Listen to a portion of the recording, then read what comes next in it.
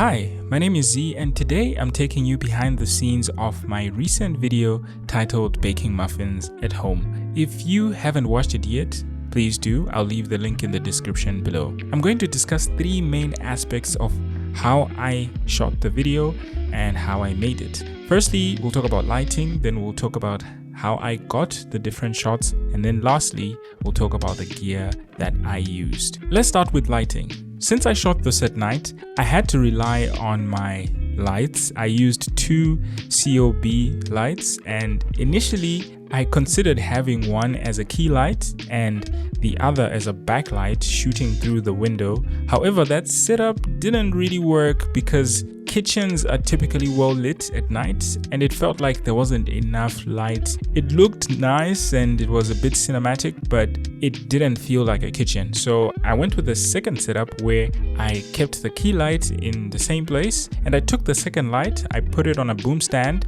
and directed it straight at the ceiling. And this helped me achieve three main things. One, I was able to eliminate the existing kitchen light, which was kind of annoying because it had this warm tint and it didn't match with my key light, which is daylight balanced. So there was this mismatch and I just didn't like the fact that it was looking a little yellowish. So I switched off the existing kitchen light. Secondly, it gave me control over the exposure of the light within the kitchen.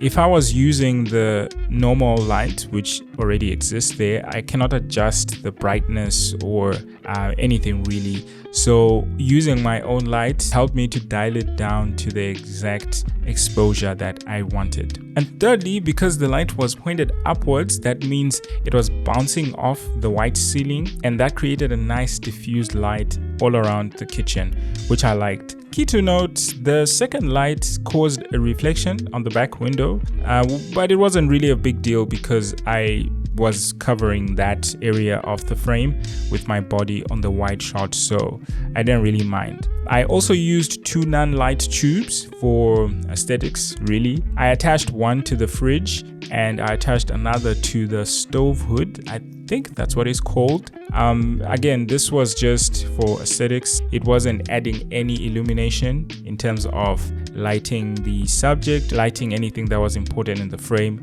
I just felt like it looked nice. And then moving on to the second aspect, which is how I got the different shots. Planning is crucial for any video, especially for baking or cooking. Knowing the steps involved in the process helped me to determine the types of shots that I needed, because when you're baking or when you're cooking, it's a time sensitive thing, so you really want to plan it out. For videos like this, it's ideal to use 2 to 3 cameras because you don't have the luxury of redoing steps once they are done.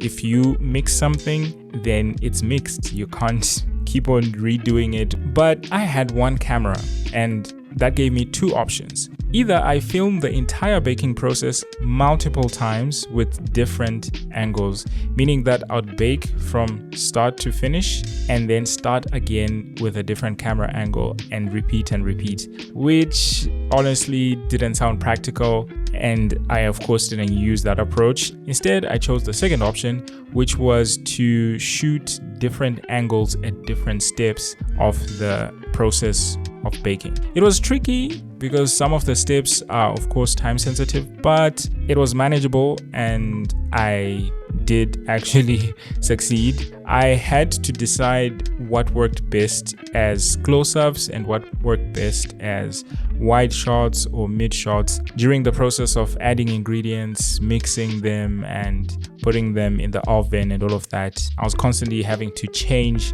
the camera location and change the lenses as well. Which brings me to the third aspect, which is the gear that I used. I used my Blackmagic Pocket 6K and I shot everything in 1080p ProRes. My lenses were the Sigma 18-35 and a Samyang 100mm macro, which I used exclusively for the close-ups. To assist me with monitoring, I used a 27-inch monitor, which was facing me when I was in front of the camera. And I should say monitoring myself played a huge role, because that's how I was able to actually get most of those shots whilst I was on the other side of the camera. Overall, this was an interesting shoot. I've filmed several baking and cooking videos in my career, but this was the first time that I was actually the one baking whilst filming. And fun fact, in the midst of trying to get this done and record and actually bake, I almost forgot to add cooking oil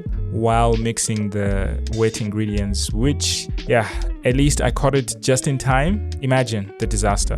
That would have been crazy. I hope you enjoyed seeing the process, and I hope this was a good breakdown. Please let me know in the comments if you'd want me to explain other things as well. I saw that my last behind the scenes video is actually doing well, so I'm just honestly trying to figure out if that's more of what you guys want to see, or I don't know.